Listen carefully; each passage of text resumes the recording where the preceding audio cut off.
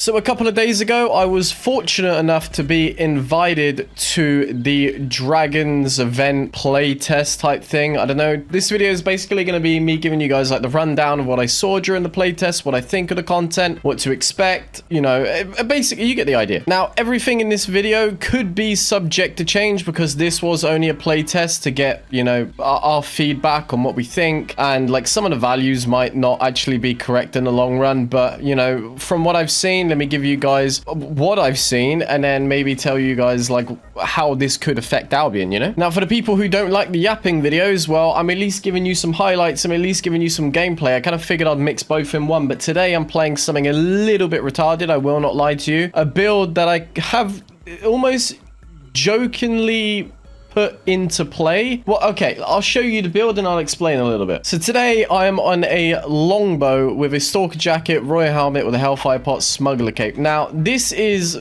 a meme build. I'll be fully honest with you, this build is a meme build, okay? And the only reason I'm playing it is because whenever anybody ever asks me why I prefer roads over the myths or any other content, I say that you can get versatile teams with versatile builds. You never know what you're going to come across. And I always jokingly say that you could come across something like a longbow with stalker jacket. The other day, I mean, this would be like 2 months ago for you guys because I'm not allowed to release this until like way later than this video has actually been recorded. Well, I came across a longbow stalker jacket and I thought to myself, you know what, get for the memes, let's play it. So yeah, I alongside some other creators and players was invited to a play test for the new dragon content, and it was a fun little activity. We were put in teams of 3 and then we did like a little solo activity as well, looking into the new content, seeing how it plays, all that type of stuff, and then basically at the end of it giving our feedback on the content. Now, by the point that this video goes out, you should have everything live on the playtest server anyway, so I don't really need to give you too much information, but I will give you a little bit of a rundown still. So what I had playtested was a content called the Ancient Lands, which is something which spawns in yellow zone, red zone, and black zone, with the option of there being orange zone instance content and black zone lethal zone instance content. I'll tell you what, let's see quickly if, you know, let me just keep running for a sec. He's got a heal with him. Let me see quickly if I can put something into play here. Wait. I've got to wait for my energy, so that's the only reason I'm running for my life right now, I'll be honest with you.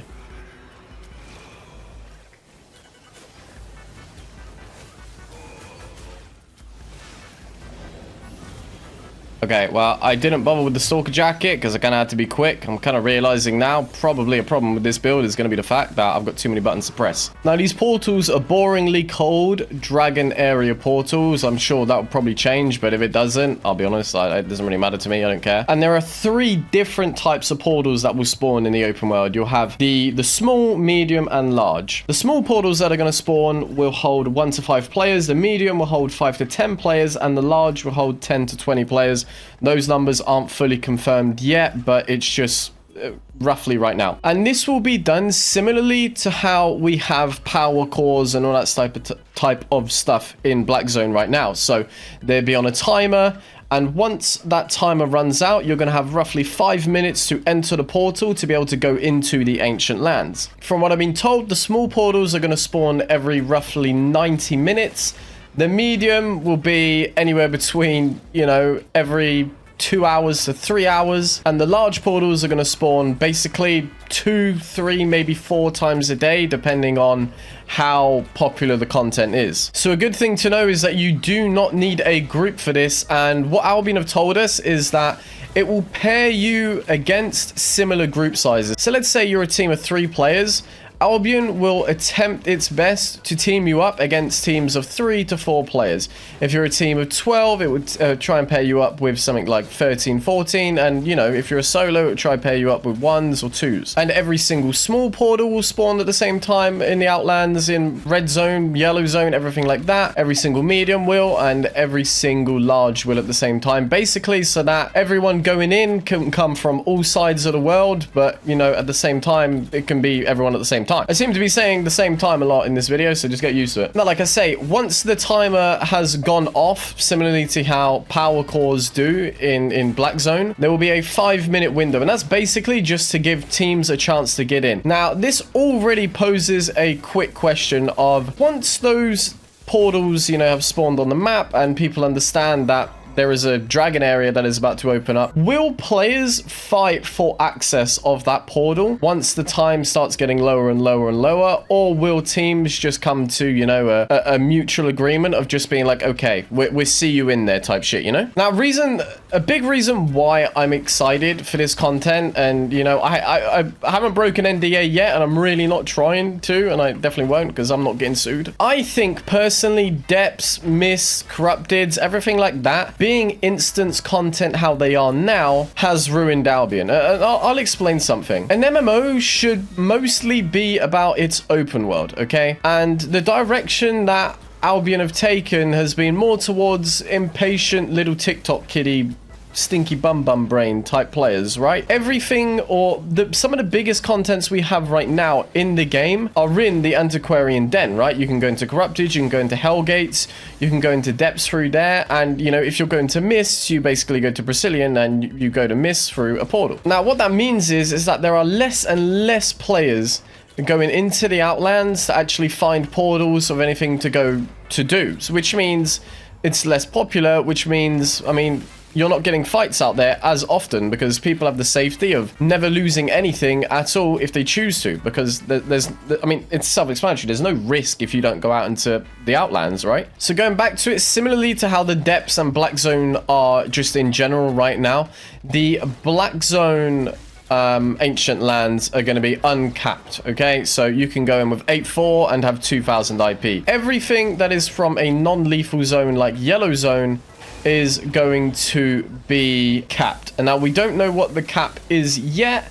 I'm guessing it's going to be something similar to Depths if it is Orange Zone, but, you know, I don't know yet. I have no idea. I'm not even going to try predict. And now within this content, once you go into the portal, about 6 to 9 different teams or players will spawn in, basically in their own little side, okay? Let me give you my mouse so I can slightly demonstrate. Okay. Let's say a player or a team spawns over there, a player or team spawns over here, player or team spawns there, player team spawns there, player team spawns there. We're all over the outside of the map.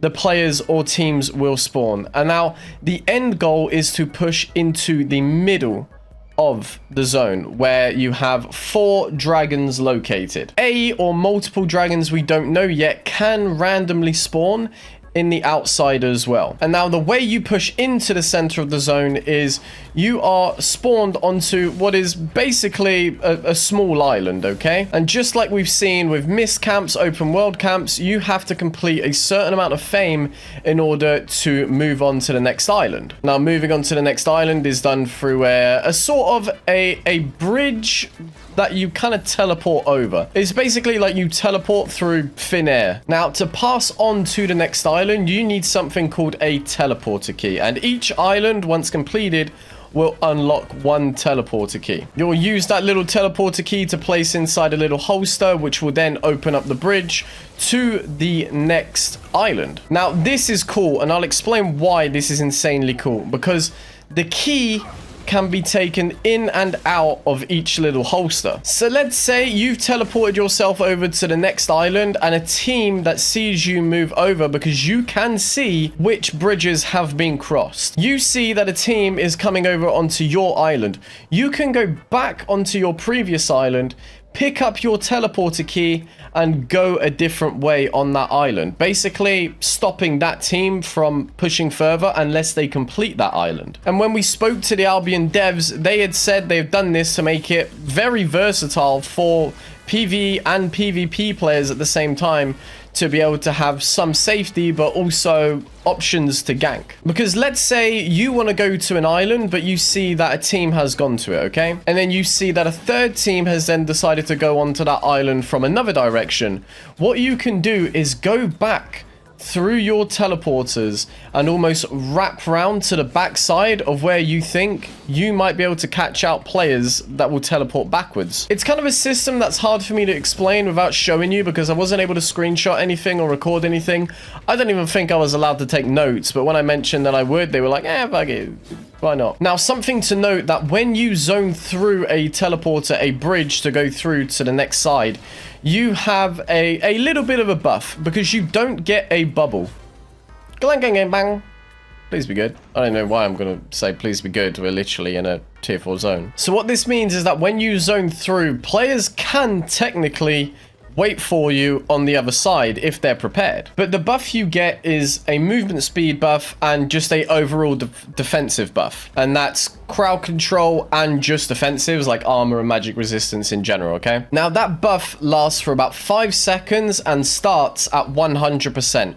And every single second will go down by 20%. So what it means is, if another team's waiting for you on the other side, they can't just, you know, blow their load all over you the moment you zone in, which is something we, in the playtest, actually ended up doing and realizing that, okay, it was a bad idea. Now, what exactly is the purpose of these new zones? Well, the idea is to basically have another way of players to basically fight and, you know, engage on each other that isn't in what we currently have, like corrupted, miss, outlands, everything like that. But there are new armors, potions, and consumables coming to the game. Now, unfortunately, I have contacted Albion, and hopefully maybe they can get back to me in the meantime, and I can sort of edit this video later on and let you know what the potions and food do, because I didn't note it down. What I know is that the potion is for healers, basically. I think it's a heal cast and cooldown buff, I think. I don't know. And now the only thing I know from the food is that it is a fish, I think, maybe. And the fish can only be caught within the ancient lands. Yes, there is fishing. There isn't any gathering, but there is fishing. So yeah, within the ancient lands, there are obviously dragons, and those dragons will drop an artifact, which will be either for a new helmet, armor piece, or boot. As well as this, you may or may already not know. Yeah, I worded that weirdly, but you got the idea. The final dragon, from what I've been told, will drop potentially a map. Kind of like we have Avalonian dungeons right now, there is also a secondary content that is coming with the dragons, which is basically a raid. It is similar to an Avalonian dungeon, but for dragons. Now, an exciting one for the PvE players is that these dungeons cannot get dove. They are only accessible by players who are within the party. But that kind of made me think of something. If the only players that are allowed into the dungeon are players that are within the party, is there still an option to leave the party? I know you have a cooldown so that you can't kill people straight away like you used to, but is that an option? Shadow cooldown in front of me. Hello. Set with a mount up technique quickly. Obviously, is he en route? Yeah, okay. We're gonna try play the mobs here a little bit. I don't have any regen for anything, so this is just kind of gonna be seeing how long I can last here. I'll be honest with you.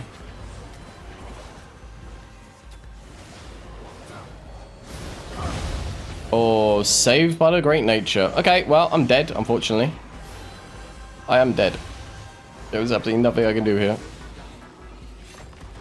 That's the one thing with this build. She lacked defensives, unfortunately. She do lack defensives.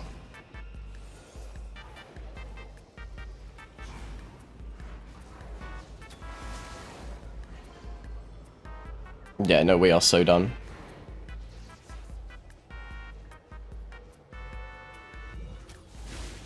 Oh my, that did not hit me. That did not hit me at all. Oh, sweet lord. Oh my god, there's no way.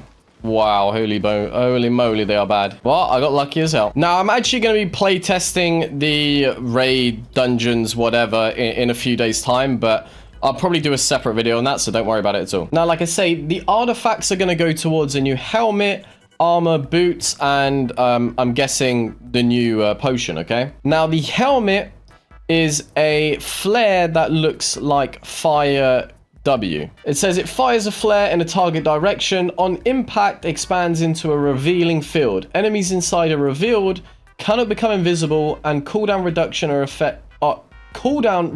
effects are reduced by 50%. The armor piece is a sort of blink dash type thing. It says dash into the air while becoming immune to crowd control. Landing creates a 5.5 meter immunity zone lasting 6 seconds. While inside, players outside cannot damage you, gain 15% increased damage, and gain 15% faster cooldown recovery. Basically, that is crazy for things like bomb squads or even ranged players. And the boots apparently weren't giving the exact values, but I can tell you exactly what it said, whether this was intended or not. Grants 4 zoomies charges for up to 1 minute. Each ability cast consumes a charge and removes 15 seconds from cooldowns. Basically, you become rapid, almost like a minor boot. But anytime you use an ability, it reduces the cooldown, number one, but also the effect, which, I'll be honest with you, it is retarded. What that means is that basically you can just continuously sprint around with like 80% movement speed. So they're obviously going to sort that out, and they're obviously going to change that. Because if it lasts for a minute and every time you use an ability, it reduces the cooldown by 15 seconds, well, 4 charges, 4 times 15, it reduces the cooldown down to 0 the moment you pop 4 abilities. So let's go back to the gameplay and let me give you some opinions on it. Obviously, we spoke about the teleporter key and how it could be used. So obviously, we spoke about the teleporter key and how it could be used. A cool feature that I had noted down here, which I actually don't even know if they mentioned, but it's a 5-head plan, is that you can steal the teleporter keys from behind other teams. So technically, you can trap teams on an island, and each island has 1 boss for the most part, as from what we see right now, 1 small chest, and a bunch of tightly packed mobs. Now, the reason I mentioned tightly packed is because during the playtest, it was basically impossible to get a fight where the mobs weren't involved. You could not kite, you could not engage, because you were quite literally, whoever made the first move was standing still. So what I know, and if this stays the same, is that, I'll be honest with you, during the playtest, we got violated by brawlers. The normal bow was the strongest weapon by like a landslide. Oh, by the way, I didn't even mention another potion that you would have seen at this point, but which is like ridiculously broken. It is a self-revive potion. You pop it before you think you're gonna die. If you die, you are then revived with about 40% of your health. And this isn't just some, you know, depths thing. This is genuinely can be used in lethal zones. Well, hello everybody. Okay, this isn't cool, funny, or anything in any way, but we're gonna do it anyway. Let's see if they fight. Okay, I don't need to build anything up. Let's go on to one of the ranged.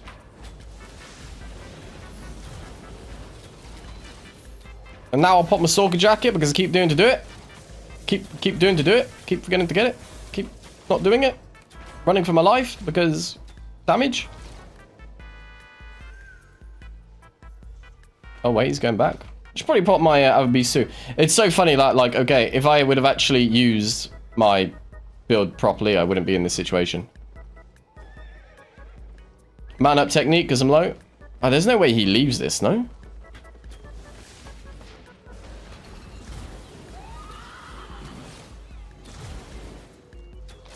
God, oh God, this is so sad, but I love it. It's so sad, but I love it. I don't know. Bam. You know, it's funny. That's actually a really good play from the young man. I gotta give it to him. I kind of just wanted the chest for free. I know they already left, but I kind of wanted the chest for free. I'm a harsh human, alright? When I'm off stream, I'll do anything for the sake of content. Now, I'll go back one more time. In terms of the actual gameplay of it, okay, let me give you the rundown of, like, how it looked. We spawned on an island. We cleared that island. We took the teleporter key. We went further in. We cleared the next island. We took the teleporter key. We went further in. You do that 2-3 times, and then you reach the sort of center of the map. In the center of the map, there are islands that have dragons located about, and those dragons will be marked on the map so you know which islands they are on. Once all 4 dragons have been killed on the map, it will open up the center area. The center area holds a big boy dragon, and that big boy dragon is basically the same rewards as the previous 4 dragons, but at a higher chance and drop rate. Now, the center of the map doesn't just have small chests, but it has large chests and medium chests, okay? I mentioned before that the other surrounding islands have small chests and 1 boss. Well, the center of the map has a bunch of bosses dotted about with a bunch of different chests. Now, every single chest on the map, which is something that I'm so glad that they've done, every single chest on the map has a hidden rarity. So whether it's small, medium, or large chest, you don't know whether it's going to be green, blue, purple, or gold. So something that you will get granted throughout the session when killing dragons is something called an ancient bone. Now, I don't know exactly if those ancient bones last forever or if they disappear once you are no longer in there. An ancient bone can be traded in at an altar in the ancient lands for a PvE buff, and I think that is fame. Now, that buff, from what I've been told, will last for a certain amount of duration during the event, or, you know, during the... I don't know, you know what I mean? During the session and also afterwards. So you can take that buff, or you can go into that content, take that buff, and then go and do another content with that buff. Also at the altar, there are skins that you can purchase with favor, but to unlock those skins, you need something like a standing. So you're going to have to play that content just like you would Brazilian standing to be able to unlock, you know, like the owls and eggs and all that sort of shit, you know? Now, I mentioned earlier what I think would be like the best comp to go in. Right now, it's kind of unknown. What I know is that normal bow as, you know, a low cooldown brawler type weapon did insanely good. But also, just like most contents with groups in Albion right now, one-shots in the small parties did insanely well. So what this means is if you're going as a team of 3, you're probably better off playing, you know, a one-shot. If you're going as a team of 5, you might want to use, let's say, a healer with a brawler and a one-shot. And to be honest, past that, well, I don't really do any content past that. To be honest, I don't really do any content that isn't solo anyway, so I have no idea. Now, when you're playing with a group, when you are in the dragon area, when you're in the ancient lands, you will not immediately die if you are killed. Well, actually, you definitely won't, especially if these got these broken-ass potions in the goddamn game. Like, I don't know, Warzone, Apex, anything like that, PUBG even. When playing with a group, when you die, you'll actually start bleeding out. And bleeding out is a time in which you can be revived in. And that is for all party sizes, whether you're a duo or all the way up to a 20. Now, the bleeding out, I think maybe lasts for about 20 to 30 seconds, but if you are revived with 10% less health, and that, if you're downed again, will continue going on over and over and over again. So if you were that one player in like COD Zombies that would just shit and the one player was having to continuously revive you, like, you are actually letting the team down more than before. Now, one thing to note about the dragons is that right now, as it was during the playtest, the dragon abilities were completely undodgeable. So you need someone who generally is a tank, and if you've ever done like a basilisk before in Rhodes, you need the rest of the team to kind of just stand behind it. You wouldn't do that against a basilisk in Rhodes because it would fart and send you flying back, but you need the rest of the team to stand behind the dragon while you have one person tanking with threat generation standing in front. But it's still a bitch. Every single time that player takes damage, a bleed stack is put on it. Now, during the play test, each bleed stack did about 400 damage over about 8 seconds. And that was small party. That was in 3s. Okay, now that I've given you the basic rundown of the yapping for about 30 minutes of what this content's going to be, I kind of want to talk about like how I think it's going to play out, whether it's a good update, a bad update, what we can kind of expect. Now, off the bat, previously to how I mentioned it before, this is generally the sort of direction I think Albion should be taking. When I actually asked them about it specifically, and I was like, look, we've got these contents in the game like Corrupted, Depths, Mist, all that type of shit that are instance. Do you think, and is Albion going in that sort of direction of we want instance content because we want people to be able to match up against each other way easier? And they kind of told me like, look, we know the Outlands is a problem. We know teams and solos and duos are struggling to find each other. So this sort of helps in that direction. But what they did say is that they don't actually want people to fight over the portals more than they want them to just go in and play in the portals, you know? Because let's say you're, you know, a little solo player and you're thinking, oh yeah, I want to go into the ancient lands. The portal spawns and there's 90 minutes before I go in. Well, I sit around for 90 minutes, I psych myself up, then I go towards it and I basically get ganked while trying to go in. Oh, hello. Oh, I'm so done. I am so done, boys. I have no energy, and he's on beam, and it's a ganking group. Oh my god, I'm so dead. Wait, what if?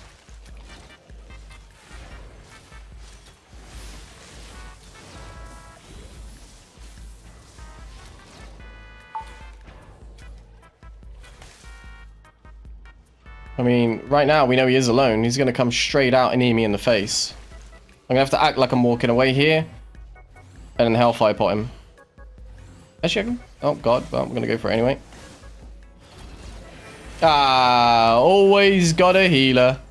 Always got a healer. I'm just going to put... I won my 1v1. I'm happy.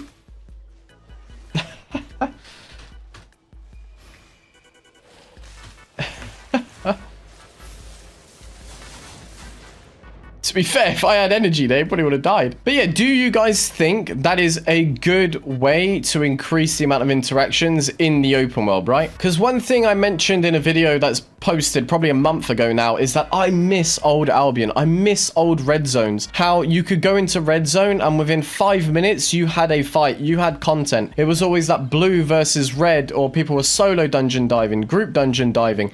People were fighting over treasure chests. There was always so much content in the Outlands that we just don't have anymore. And I think as an MMO, it isn't much of an MMO if we don't have that, you know? It's almost like a fucking chat room that we got right now. I just realized I went in with last loadout and I haven't got any food or potions, so I don't know what I'm doing. Now, another opinion that I have is that this is massively positive, okay? Because with this being as a sort of event, it doesn't mean that every other content is going to suffer, which is something that they mentioned when I said, look, roads are already feeling dead as it is.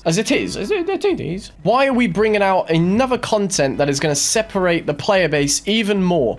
And they said, Banj, well, they didn't say Banj, they said, shut your goddamn mouth talking to me like that. But they said, look, we know that the servers spread, the players are spread. We don't want it to be something that people are able to do continuously because, yeah, other contents are going to suffer. If we have it so that it's an event that only happens multiple times a day, but not 24/7 during the day, it means that in the meantime, players can go and play whatever else they want. Okay, this is the map that I died in. I don't really want to come back here, to be honest. Where am I going? Yeah, no, it's decent. Because as many of you know, I absolutely hate everything that isn't roads in the game. I used to love red zone up until they brought out mist, depths, everything. That for me ruined the game. So I like the fact that they're actually listening and they're thinking ahead, because as many of you guys judge me for always moaning and complaining, I'll be honest with you, I do mostly know what the game needs in order to thrive and be exciting, you know? To bring it back to like the core value of what an MMO is. Because I like this type of content. I love going into roads and being able to track other players. I love being forced into a content where other players are, where other players can come in from anywhere, and you get the most random versatile fights. And something like this content means that we might not even have a specific meta, especially for solo duo stuff. We might not actually have a meta. Because think about it. What is mobility going to do for you in a content where you can't run? What is damage going to do for you in a content where you could get third-partied? What are defensives going to do for you in a content where the PvE is actually hard? So for me personally, something like this, like I honestly love it because it reminds me a lot of, you know, it sounds crazy, but what old roads used to be.